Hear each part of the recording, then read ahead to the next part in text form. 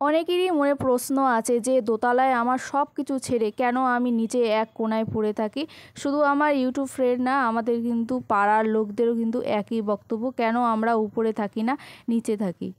Hello friend, welcome back to my channel পূর্বিস time স্টোরিতে চলে এসেছি নতুন একটি ব্লগ নিয়ে। কেমন আছো সকলে?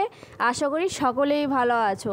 আমি খুব ভালো আছি, কিন্তু আমার পরিবারের সবাই সুস্থ নেই। কারণ হচ্ছে কিছুদিন আগেই আমার হাজব্যান্ডের একটা অ্যাক্সিডেন্ট হয়, হাতে ইনজুর হয়, তো সেখানে প্লাস্টারও হয়েছে। তো তাকে কিন্তু আমার অনেকটা সময় দিতে হচ্ছে। সে কিন্তু ভাত, যেহেতু ডান হাতে হয়েছে, ভাতটা মেখে টেকে খেতে পারছে না, তাকে মেখে টেকে দেওয়া, তারপরে হচ্ছে আরও যেসব কাজগুলো আছে সেইগুলো করা। তো সেইগুলো তো করতেই রয়েছি, বেশ ভালোও লাগছে। কিন্তু অন্য সময় তো এইসব কাজগুলো করার সুযোগ হয় না, তো এই ফাঁকে কিন্তু সেই সুযোগটা হয়ে যাচ্ছে। যাই হোক, নিচের সমস্ত কাজ সেরে চলে এসেছি দোতলায়। আর দোতলায় কিন্তু এই বেশ কয়েকদিন এত গরম পড়েছিল যে উপরে আসাই হয়নি, মানে সম্ভবই হয়ে ওঠেনি। দোতলায় আসলে না কেমন যেন মাথা টাথা গরম হয়ে যায়, কেমন যেন মানে বিরক্ত লাগে। এর জন্য উপরটা পরিষ্কার করা হয়নি। আর যেহেতু উপরে থাকিও না, এর জন্য উপরের উপরে এতটা টান নেই। যখন সুযোগ হয় তখন একটু এসে পরিষ্কার করি, বা কেউ আসবে বাড়িতে একটু পরিষ্কার করা দরকার। বাদবাকি পরিষ্কারই থাকে, সবসময় জানলা দরজা দেওয়া থাকে, আর সবসময় আমার সুন্দর করে চাদর টাদরও পাতা থাকে, তো অসুবিধা হয় না। দেখো, একটা সত্যি কথা বলি, আমার যখন বিয়ে হয়েছে, আমার বাড়ির লোকরা হয়তো এই ঘরটা দেখেই আমাকে বিয়ে দিয়েছিল। আর শুধু ঘর দেখে না, হাজব্যান্ডের কাজ থেকে, পরিবার দেখে, সব দেখে। একটা মেয়ের কিন্তু সব দেখেই বিয়ে হয়, শুধু কাজ দেখলে হয় না, বা শুধু ঘর বাড়ি দেখলে হয় না, সব কিছু দেখতে হয়, তারপরেই কিন্তু ব্যাপারটা হয়। যাই হোক, বিয়ে দেওয়ার সময় আমার শ্বশুরমশাইয়ের একটাই বক্তব্য ছিল যে ঘর আমরা তৈরি করে ফেলেছি, কমপ্লিট করে ফেলেছি, কিন্তু এই ঘরটাকে সাজানোর দায়িত্ব আপনাদের। তো কি করে সাজাবে বলো? আমার মা একা, আমার বাবা আমার যখন 5 বছর বয়স, সেই বয়সে মারা গেছে। আমরা 2 বোন, সেইভাবে মা আমাদেরকে কষ্ট করে, মানে অনেক করে মানুষ করেছে। বাট আমার মা আমাদেরকে ছেড়ে চলে যায়নি। আর হচ্ছে আমার মা কিন্তু আমার শ্বশুরমশাইয়ের কথা রাখতে পারেনি, কারণ হচ্ছে বিয়ের সময় অনেক কিছুই দাবি করেছিল, শোকেস, আলমারি, তারপরে হচ্ছে ড্রেসিং টেবিল, অনেক কিছুই। যাই হোক, কিন্তু আমার মা এই খাটটা দিয়েছিল। তখন কিন্তু অতটাভাবে এই বক্স খাট চল ছিল না, প্রায় 13-14 বছর আগেকার কথা বলছি। এতটা অ্যাভেলেবেল কিন্তু ছিল না বক্স খাট সেই সময়। কিন্তু আমার মা যেহেতু দেখেছিল একটা ভালো ছেলে, ভালো পরিবার, তো কিছুটা তো দেওয়ার দরকার।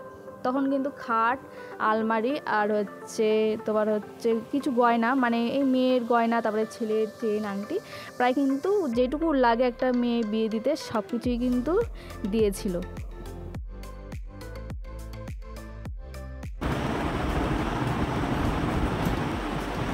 সো ফ্রেন্ড, দেখতে পাচ্ছ বিছানা চাদরটা লুটুর প্রিন্ট করা আছে।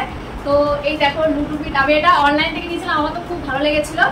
তো একটা ফেসবুক পেজ থেকে নিয়েছিলাম। আর যাই হোক, তোমাদের সাথে একটা কথা শেয়ার করি। এই যে লুটুর ঘরটা দেখছো, যে সবার একটা প্রিয় মানে পছন্দের কালার থাকে, যে আমি এই ঘরটাই ফেলবো লুটু। তো আমার মেয়ের কিন্তু সবসময় রেড কালার পছন্দ, ও যখনই নেবে রেড কালারটা নেবে। তবে আমারও কিন্তু রেড কালারটাই পছন্দ। তবে দেখেছি রেড কালার নিলে কিন্তু বেশি আমি হেরে যাই। তো আমার মেয়ে নিয়ে যেটুকু বাকি থাকে সেটাই আমি নিই, বাট আমার কিন্তু রেড কালারটাই বেশি পছন্দ। তো তোমাদের কি কি কালার পছন্দ অবশ্যই কমেন্ট করে জানাও যে তোমাদের কি কালার পছন্দ। সো ফ্রেন্ড, যে কথাটা তোমাদের সাথে শেয়ার করছিলাম, কেন আমরা দোতলায় থাকি না, তো তার আগে যেটা বলি, তো যেটা বলছিলাম, আমার শ্বশুরবাড়ি থেকে কিন্তু সব কিছুই প্রায় চেয়েছিল, কিন্তু বাট আমার মা এই খাট আর আলমারি দিয়েছিল। কিন্তু আমি বিয়ের পরে এসে দেখি আমার হাজব্যান্ড প্রায় সব কিছুই তৈরি করে ফেলেছে, যেমন হচ্ছে শোকেস, তারপরে হচ্ছে ড্রেসিং টেবিল, বেশ সুন্দর, এগুলো বেশ কাঠের, যেগুলো বানিয়েছে বেশ সুন্দর কাঠের, মানে স্টিল না, লোহা না, কোনো কিছু না। আর কাঠের জিনিস কিন্তু বেশ ভালো লাগে। তবে কিন্তু এই যে আমার মা দিতে পারেনি, এর জন্য কিন্তু আমার শ্বশুরবাড়ির থেকে কোনো সময় কোনো কথা বলেনি, বাট কোনো কিছুই বলেনি। তবে আমাকে খুবই সবাই ভালোবাসে। কিন্তু যেই কারণে আমরা দোতলায় থাকি না, সেই কারণটা বলতে গেলেও কিন্তু খুবই কষ্ট লাগে। বিয়ের হয়তো 1-2 বছর আমরা দোতলায় ছিলাম, তারপর থেকে কিন্তু আমরা দোতলায় থাকি না। কারণ হচ্ছে ওই আমার বাচ্চা হওয়ার পরে ওই দোতলা ওঠা নামা একটা ব্যাপার ছিল। আর দ্বিতীয় নম্বর, যখন আমার বাচ্চাটা একটু বড় হয়, 2-3 বছরের হয়, তখন কি হয়, আমার শ্বশুরমশাই অসুস্থ হয়ে পড়েন। আর শ্বশুরমশাই অসুস্থ হয়ে পড়ার ফলে কি হয়, যে আমার হাজব্যান্ড উপরে শুতে চায় না। কারণ হচ্ছে অসুস্থ মানুষ কখন কি প্রয়োজন হয় দোতলায় থাকবো, ডাকবে, আসবো, তবে নিচে থাকলে নাকি বেশি সুবিধা হয়, এর জন্য আর দোতলায় থাকা হয়নি। তবে কিন্তু আমার মানে আমার বাচ্চা খুবই বায়না করতো আমি দোতলায় থাকবো, দোতলায় থাকবো। আমারও খুব শখ ছিল দোতলায় থাকবো, বেশ একটা আলাদাই সেপারেট না, একটা শ্বশুর শাশুড়ি থাকে, তার পাশে আমরা থাকি, মানে একটা আলাদা ব্যাপার থাকে। আর যেহেতু আমার দোতলায় সব পুরো সংসার আমার রয়েছে, কি নেই সব কিছু রয়েছে, টিভি বলো, তারপরে হচ্ছে আমার হাজব্যান্ড না খুব গান ভালোবাসে, তো আমার বাড়িতে মানে 4-5টা তুমি সাউন্ড বক্স দেখতে পাবে, মানে যেখানে যাবে, যেই ঘরে যাবে, ঠাকুর ঘরে যাবে, তারপরে হচ্ছে ডাইনিং রুমে যাবে, যেখানে যাবে, তারপরে এই যে দোতলায়, তো যেখানে যাবে সেখানে তুমি কিন্তু সাউন্ড বক্স পাবে। আর মাঝে মাঝে আমার হাজব্যান্ড আসতো সাউন্ড বক্সে গান শুনতো। আর এখানে কিন্তু সিডিও আছে, এখনও কিন্তু সিডিটা চলে। কার কার বাড়িতে এখনও সিডি আছে অবশ্যই কমেন্টে জানাও। আমার বাড়িতে কিন্তু এখনও সিডি আছে, আর অবশ্যই এটা ভালোই আছে, আর ওটা কিন্তু এখনও চলে। আমরা দোতলার ঘরে থাকি না, বাট আমার দোতলার ঘরে কিন্তু সব আছে। একটা পরিবার থাকার জন্য যা যা লাগে দেখতেই পাচ্ছ, এখানে একটা ল্যান্ড ফোন আছে, তো ল্যান্ড ফোনটা আমি বেশ সুন্দর করে এখানে রেখে দিয়েছি। আর নিচে আর একটা ল্যান্ড ফোন আছে, যখন জিওর নেটটা নিই, মানে ওয়াইফাই নিই, তখন তার সাথে একটা দেয়।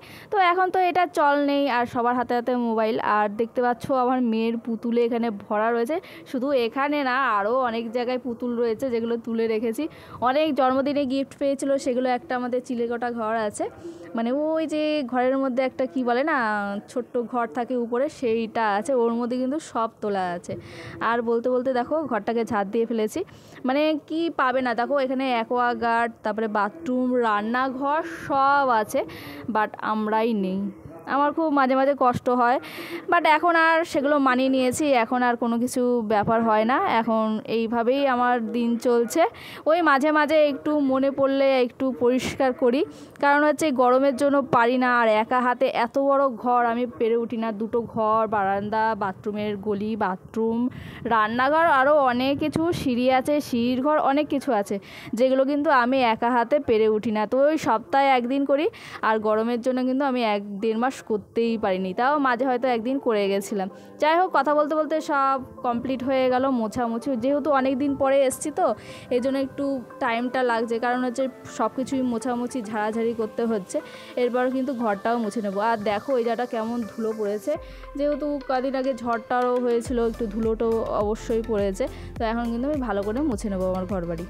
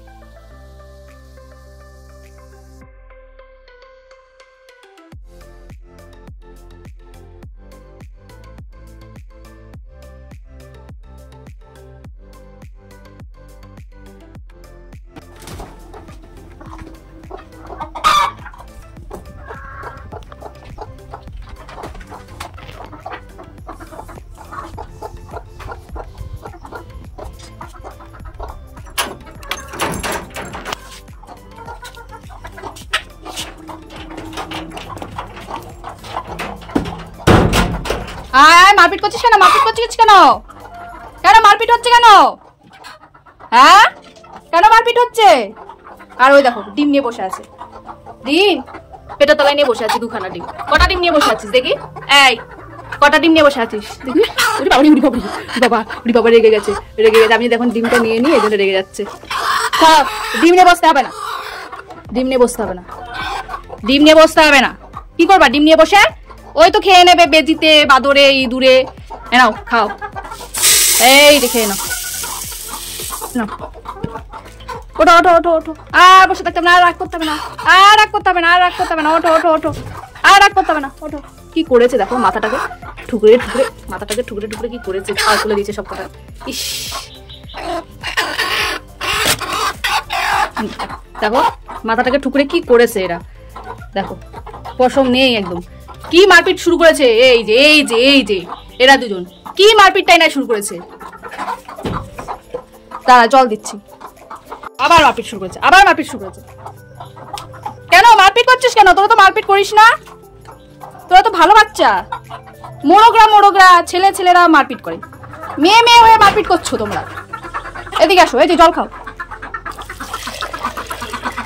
না, জল খাও। মারপিট করে না, মারপিট করবে না, খেয়ে নাও। যেহেতু অনেক দিন পর আজকে দোতলা পরিষ্কার করতে গেছি, আর দোতলায় তো কি অবস্থা দেখলেই, সেটা পরিষ্কার করতে কিন্তু অনেকটা টাইম লেগে গেছে। এই হয় জানো তো, যে বেশি দিন যদি পরিষ্কার না করি তখন কিন্তু বেশি টাইম লাগে, আর আমরা যদি প্রতিদিন বা মাঝে মাঝে করে থাকি তাহলে কিন্তু এতটা টাইম লাগে না। যাই হোক, অনেকটা টাইম লেগে গেছে, এখন রান্না বান্নাও করতে হবে। আর যেহেতু আজকে বৃহস্পতিবার, আর বৃহস্পতিবারে কিন্তু আমার অনেক পুজো দিতে হবে, আর পুজো দিতে বৃহস্পতিবারে পুজোটা অনেকটা টাইম লাগে, তো এর জন্য রান্না বান্না চটপট বসিয়ে দেবো। আজ ইলিশ মাছ আছে, ইলিশ মাছের মাথা রয়েছে, তো ভাবছি ইলিশ মাছের মাথা দিয়ে কী করবো। তো বাঁধাকপি রয়েছে, আর বাঁধাকপিটা আমি কেটে নিচ্ছি। আর আমি কিন্তু খুব কুচি কুচি করে কাটতে পারি না বাঁধাকপি, আমার এরকম বড়ই হয়। তো অনেকেই দেখেছি সুন্দর কুচি কুচি করে কাটে, আর এখানে কিন্তু আমি বাঁধাকপি মাথা দিয়ে আর ইলিশ মাছ বেগুন দিয়ে বসিয়ে দিয়েছি। এরপর আমি করব কি, ঝিঙে দিয়ে ডাল করব। তো আমার কাছে আম ছিল, বাট সেটা পেকে গেছে, একটু মিষ্টি মিষ্টি লাগছে, সেটা ভালো লাগবে না। আর আজকে আমি কিন্তু ফার্স্ট টাইম ঝিঙে দিয়ে ডাল ট্রাই করছি, আর বেশ ভালো হয়েছিল জানো ঝিঙে দিয়ে ডালটা। আর এখানে কিন্তু আমি পটল আর উচ্ছে কেটে নিচ্ছি, সেটা ভাজা করব। আজকে অনেক কিছুই রান্না হচ্ছে, প্রায় সব রান্নাই হয়ে গেছে, মাছ, বাঁধাকপি, ডাল, এই ভাজাটা করলেই হয়ে যায়। আমি নুন হলুদ মাখিয়ে নিয়েছি, এবার বসিয়ে দিচ্ছি। এরপর কিন্তু আমার অনেক কাজ আছে, তো অনেক দিন ধরে ভাবছি যে তেলের বোতলগুলো তেল কাস্টে নোংরা হয়ে গেছে, সেগুলোকে পরিষ্কার করব, তো করা হচ্ছে না, সেগুলো আজকে পরিষ্কার করব। তোমরা কিভাবে করো অবশ্যই কমেন্টে জানিও। আমি কিন্তু গরম জল করে আমার বোতলগুলো পরিষ্কার করে থাকি। এই যে আমি গরম জল বসিয়ে দিচ্ছি, আর হচ্ছে আমি সার্ফ দিয়ে নিচ্ছি। আর এই সার্ফ দিলেই কিন্তু, আর গরম জল দিলে কিন্তু খুব ভালো পরিষ্কার হয়ে যায়।